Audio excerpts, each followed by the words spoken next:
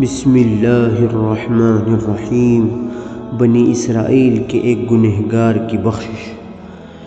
سیدنا حضرت موسیٰ علیہ السلام کی قوم میں ایک شخص گنہگار تھا۔ جب مر گیا تو بنی اسرائیل نے اس کی تجہیز و تکفین کو اہمیت نہ دی، یوں ہی چھوڑ دیا۔ اللہ رب العزت نے حضرت موسیٰ علیہ السلام کی طرف وحی بھیجی کہ ہمارا ایک دوست فوت ہو گیا ہے، اس کی تجہیز و تکفین اور نماز جنازہ پڑھا دو۔ حضرت موسیٰ علیہ السلام اس جگہ پہنچے تو دیکھا کہ ایک گنہگار شخص تھا۔ آپ کو حیرت ہوئی، اس شخص کی تجہیز و تکفین کی اور نماز جنازہ پڑھا کر دفنا دیا۔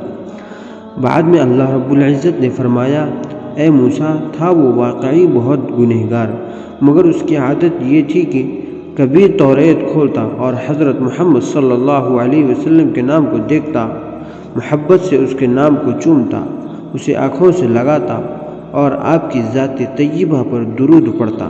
میں نے اس عمل کی وجہ سے اسے قدر و منزلت عطا کی کہ اس کے گناہوں کو معاف کر دیا اور 70 حوریں اس کے نکاح میں دے دی۔